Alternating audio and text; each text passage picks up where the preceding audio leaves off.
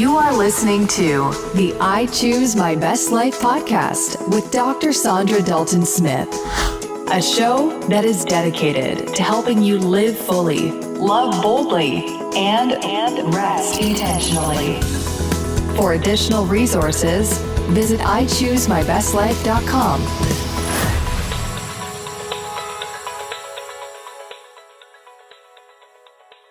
How can you keep your energy, happiness, creativity, and relationships fresh and thriving in the midst of never-ending family demands, career pressures, and the stress of everyday life?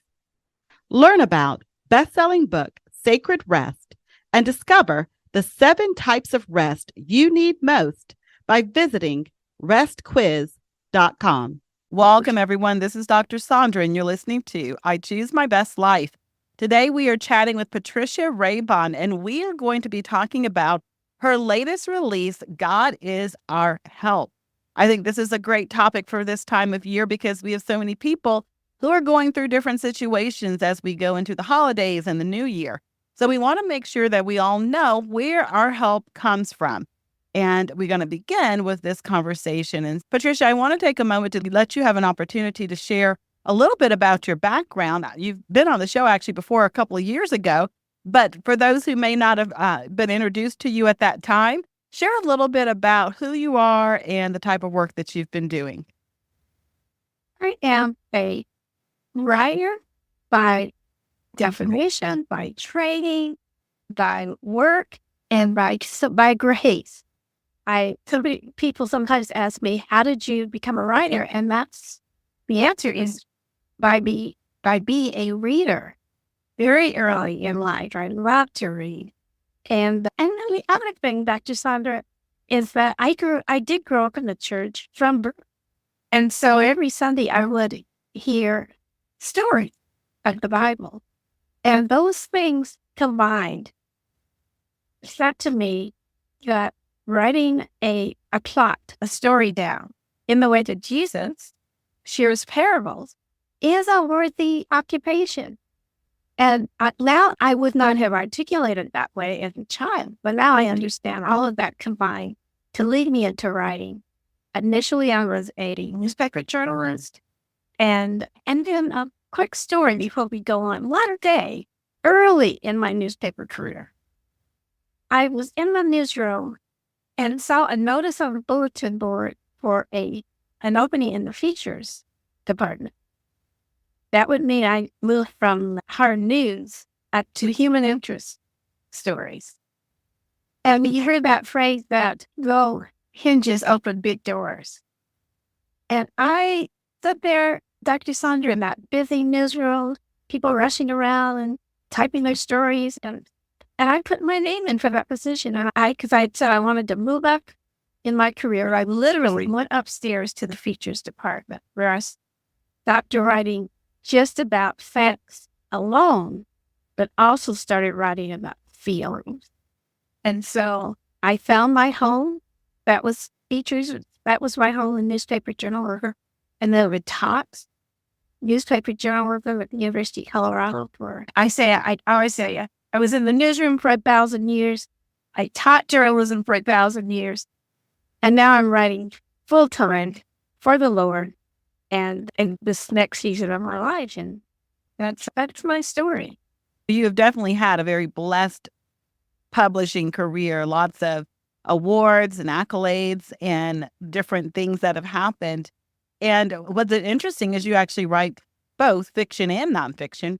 Today, we're focusing on one of your recent nonfiction books, but I also want to make sure that we share a little bit at the end about some of your fiction work because I'm loving the mystery series that you came out with a few years ago. Now, with this particular book, one of the things that really drew me in was that you wrote this in the form of a devotional based around the concept of God is our help. And so whatever the situation is, we have a God that we can turn to who is there, who's present, who is available to us. And I wanted to go a little bit deeper into some of these different areas that you talk about.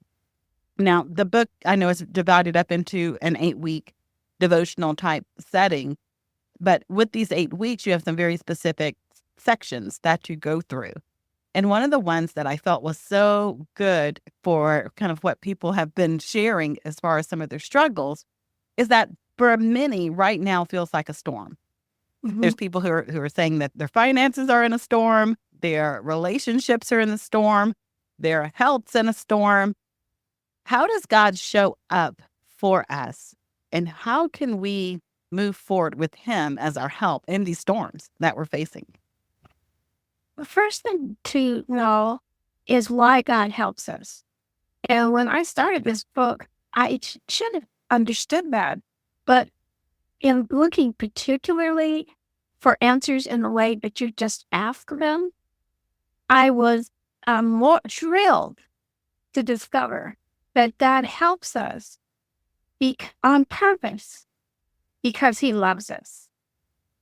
And after spending a lifetime in church, Dr. Saundra, I'm pretty sure that I had not really seized on that idea before I started putting this book together for Our Daily Bread, which is the publisher of this.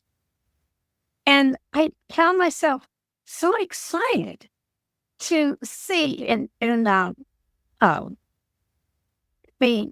Psalms, for example, that when God's people are coming to him, and Psalm 106, his rebellious people are coming back to him out of their distress, asking him for his help. And the scripture says, out of his great love for them, he relented and he helped them. And that idea just galvanized whatever work I humbly was trying to do in telling and sharing this book. My editor at Our Daily Bread, Joyce Dakin, had come to me and asked me if I would repackage 40 of the devotionals that I've been blessed to write for Our Daily Bread under a book called God is Our Help. And first I said no, because I knew, first of all, I didn't think I knew enough about the topic, but I also knew that in order to write it, that I would have to live the book in real life. And sure enough, once I said yes, I started getting into situations where I needed God's help in real time. So first, I needed to know that he helps us on purpose. And in fact, the whole Bible is this manifesto of God's intent purposely to help his people. And so one night, speaking of storms, it was 10 o'clock at night on my way home from a book club meeting in April. Snow was flying. I live in Colorado. It's like a blizzard. You have to April. I could not see where I was going. I was on unfamiliar streets. And the longer I drove, the worse things got. And I had to do and say what God is waiting for us all to do. And that is to say, I need help. I'm not that far from home. I'm not that far, Dr. Saundra, from my destination. But in order to get there, I need your help. And I prayed that prayer, and the Lord was gracious to get me to the place I needed to turn, this corner I needed to turn. I could barely see my way, half a car in front of me. But the Lord delights in helping us when we ask him. And so in that situation, metaphorically, it was a storm, and he heard my cry. And he is on the job every day and hears our cries. He knows we're in storms. And I see it. You mentioned this season, this holiday season. Oh my gosh. So I'm not sure exactly what happens during this time. I guess people have expectations for having a Hallmark Happy Christmas and being that worthy not that way. And God knows that, but he is our help. He is in a time of storm. And the wind will never blow greater than God's ability to help us and protect us no matter which way the winds are blowing. He is always there with us and will answer our cry.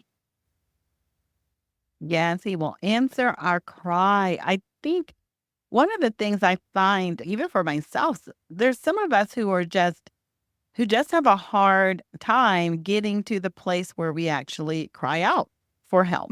We are very self-sufficient. We can handle it. We're going to do it ourselves.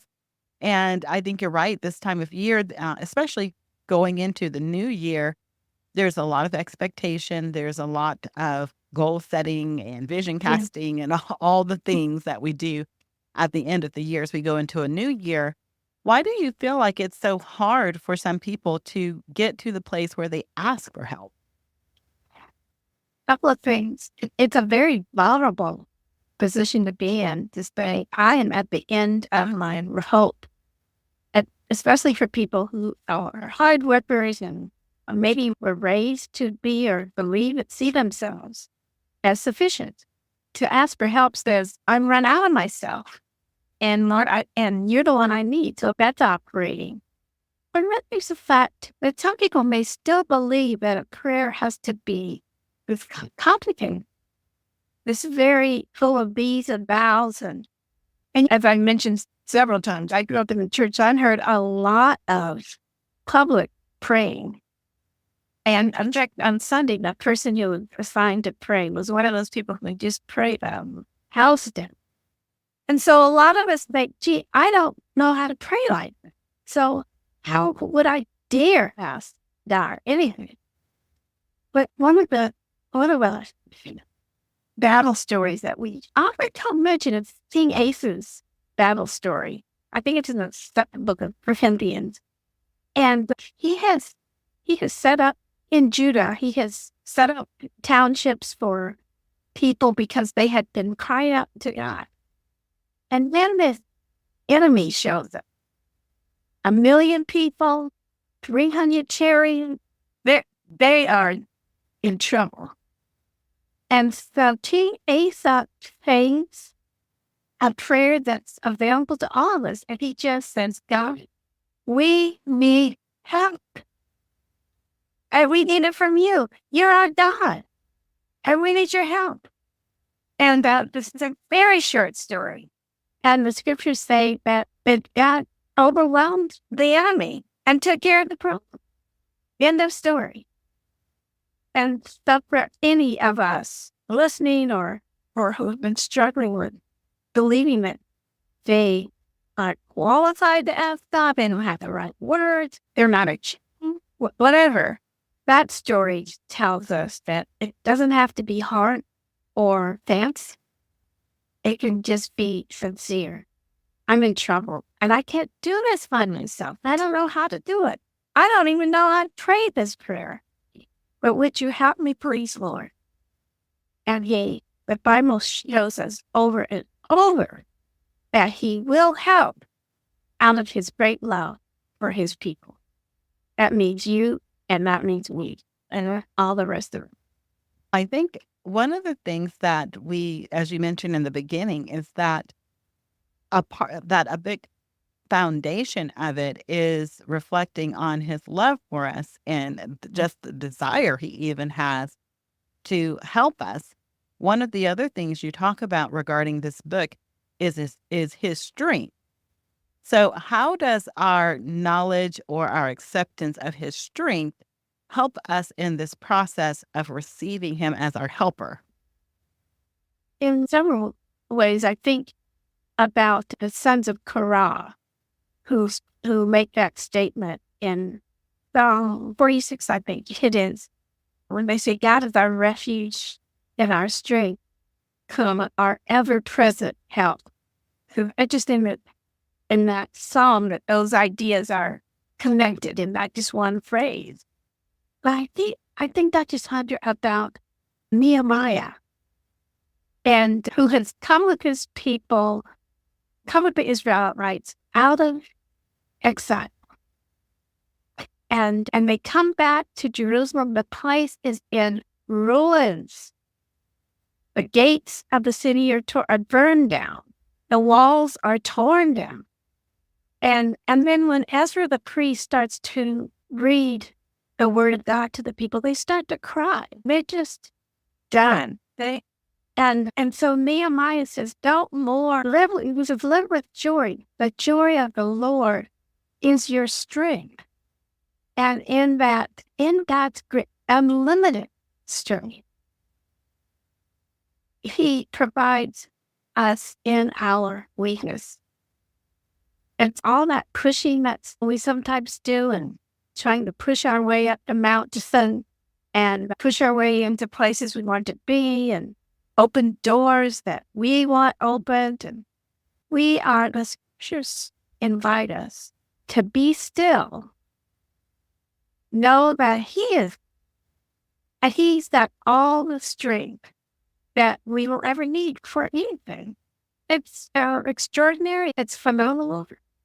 I don't know if I'm learning this because I'm older and physically I don't have the strength that I might have had 50 years ago, or 40%, when I was standing in that newsroom that day.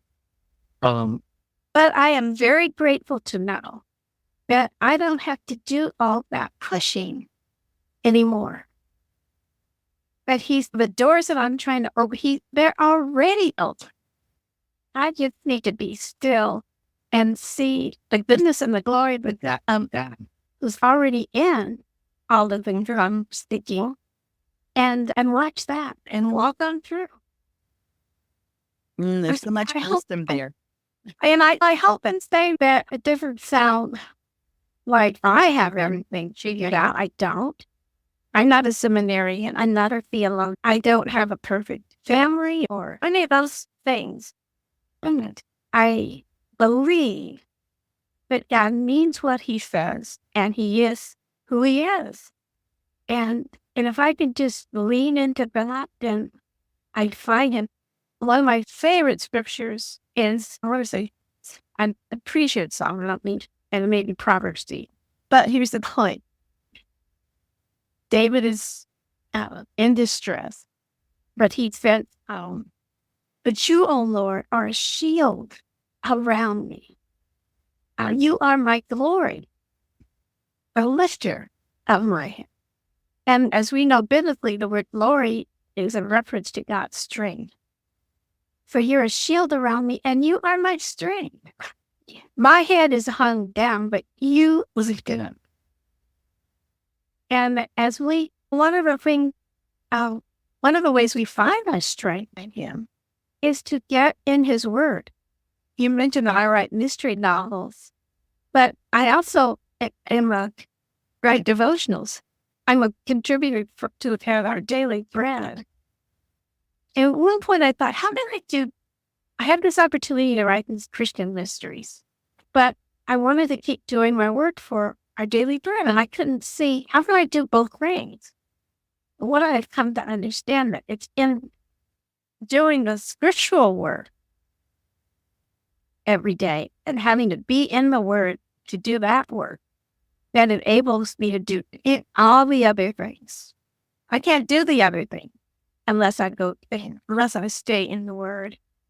And so I just encourage people, maybe it's not our Daily Bread, maybe it's maybe it's the Upper Room, wherever devotional you can read every day.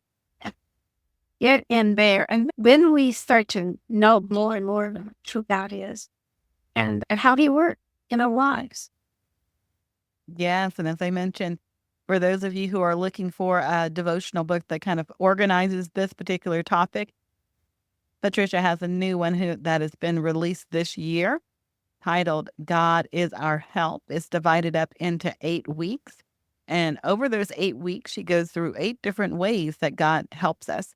What are some of your favorite ways as you were researching this book and diving into it? Where would you say that? Because I know for myself, whenever I write a book, I think I know what I'm going to write about, then God reveals to me what I'm really writing about. What did you learn in the process that blessed you? I learned and was reminded that God is our keeper and our provider. I tell my age where I shared Dr. Slime. A few years ago, I went to my 50th high school reunion. And I need to say this about I was the only African-American girl in my high school graduating class. It's about 250 people. And so when the 50th anniversary came, my husband said to me, "Are you sure you want to go to that?" Because I had been a struggle in that setting at that time. But I decided, yes, I want to go. And I want to see who I'd see and what I want to learn. So we went out. I live in Colorado. And it was out in a rural area. And we got out of the car and walked in. And I started to see people I'd known 50 years ago in high school and talked to people. Talked to one guy who said, "I never talked to you in high school. I wonder why not." And so we had that conversation. But on the way home, I said to Dan, it took 50 years for me to see that God was keeping me through all of that. I didn't know that, and I couldn't perceive it. But the Lord was gracious to show me that He is a keeper. And He had kept me through that situation and through all these other years and a lot of other situations. And so I'm humbled to share that small insight with others, that He's keeping you even in tough times. We come out on the other side because He kept us through them. And when this book was in the editing stages, I kept saying to my contact people at our Daily Bread, is there a snappier title for this book? God is our help. And it turns out that the point of the book is the title.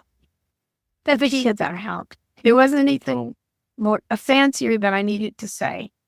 He's our help. He's our strength. He's our keeper, provider, bridge over troubled water, a river in dry places. He's our friend. What of affection is about a friendship. And I was watching a commercial last night on TV, and at the end of it, it's a Geico commercial, picturing. And at the end of it, the wife says to the husband, "We don't have that many friends."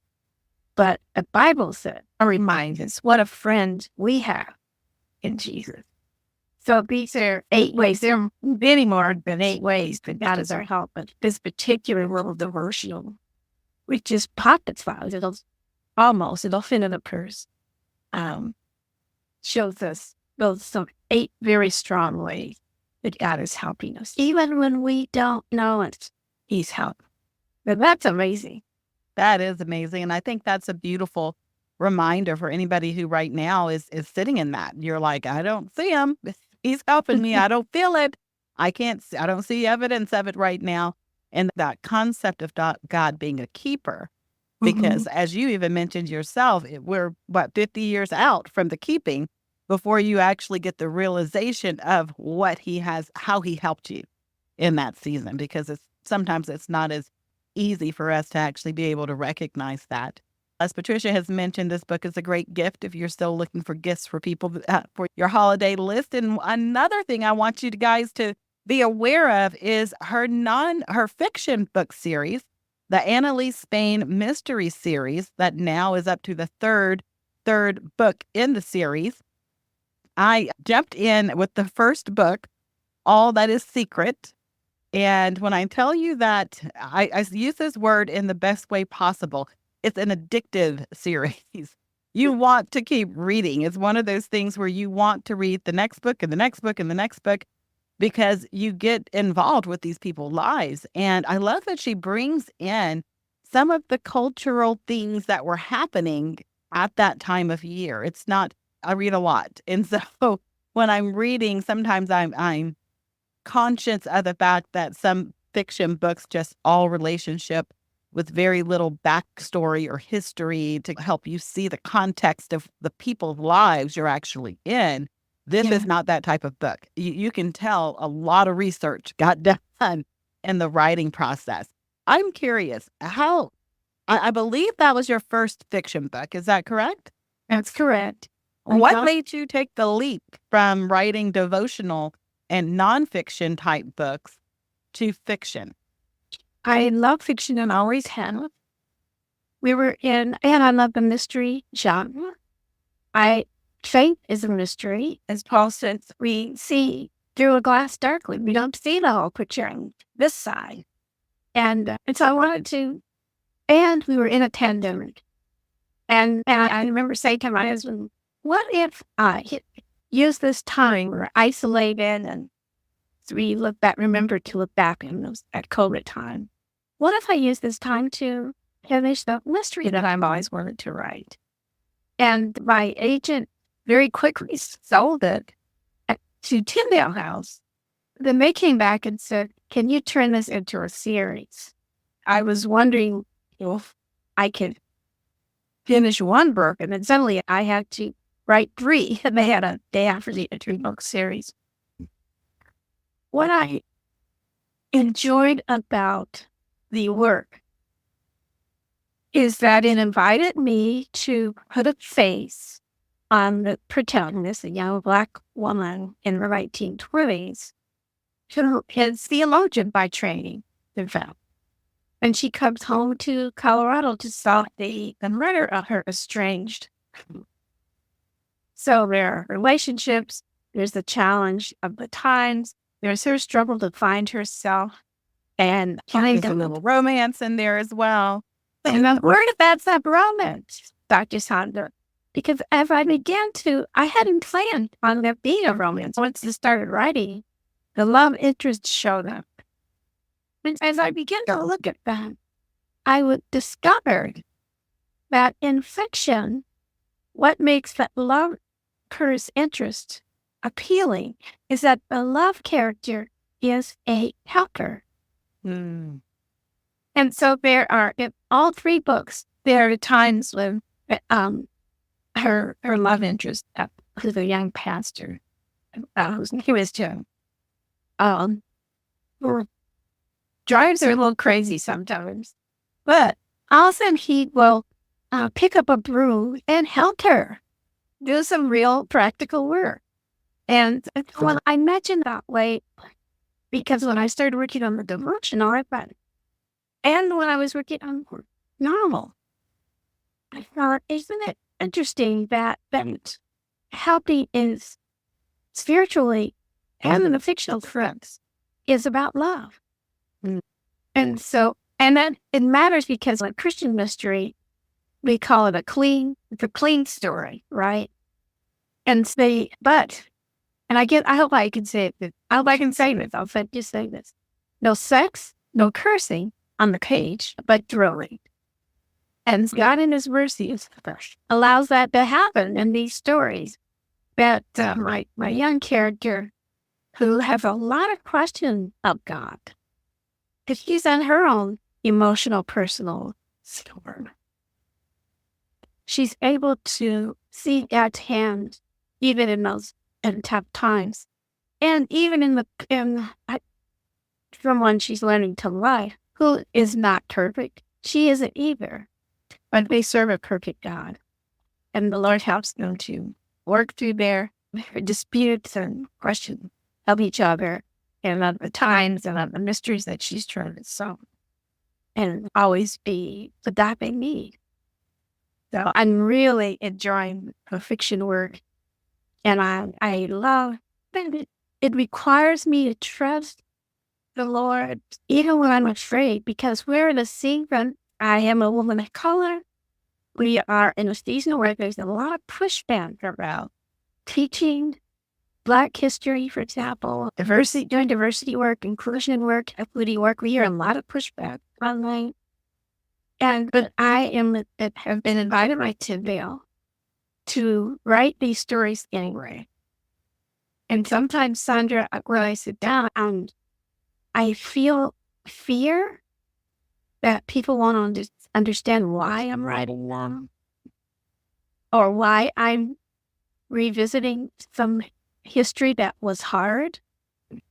But I trust that God has made the opportunity available because He wants me to do the work, and He'll bring to the stories the people who want to read them and are blessed by them. And that is what. Am I John Grisham? No. Am I James Patterson or any of these other major authors? No, but there is an audience for every story, and the Lord has provided it. He's a provider and a helper. Yes, yes, he is. And for those who are like me, you actually like audiobooks rather than sitting and reading a book necessarily. These books do have an audiobook format. I actually have Patricia set up on my Audible so you can follow on Amazon so that whenever a book comes pushing out, I don't have to try to remember. I get reminded automatically that a book comes out in the series so that I can know when to purchase to go ahead and have the next book in the series. So I'm sad to hear there's only 3 books that were in the total series. Maybe more will be coming out. I am under contract now for a World War II spy novel. So good. That of the Black Finishing School in North Carolina. My mother's from North Carolina. And I'm hoping to return to the Annalise Spain mysteries for a book 4 and maybe more. Excellent, excellent. I want to thank you for being with us. I think this topic, as I mentioned, understanding that God is our help and reminding us to reach out to Him, to cry out for help when we need it, is so important right now with so many people going through so many things. I want to make sure people know how to connect with you and how they can stay connected with your mystery series as well and the different works that you're doing. The easiest way is to sign up for my monthly newsletter. Reader's Circle sort of situation. If you go to patricianraybon.com, right on the homepage is a place to click and get the monthly-ish notes and giveaways. I would give away this holiday for 12 days of Christmas with Annalise Spain. And I provide news and book information and a spiritual reflection every month and photos and just reminders who God is, this God that we're serving. To look for Him in the light, in the season. Last weekend, the day was warm enough for me to hang up some lights outside and the Christmas tree and those kind of things. And we do that because He is the light. He's the light of the world. And so I reflect on those kinds of things in the newsletter. And so I'd be delighted to see Kate connect with Pete at many times. Excellent. And we'll link to your website as well as to your books over in the show notes so that people can easily connect with you and be able to stay on top of the different works that you have coming out. It's been such a pleasure to have you joining us. Thank you, Dr. Saundra. Have a merry, blessed Christmas and a beautiful New Year. And to you as well. Thank Until you. next time, everyone, live fully, love boldly, and rest intentionally.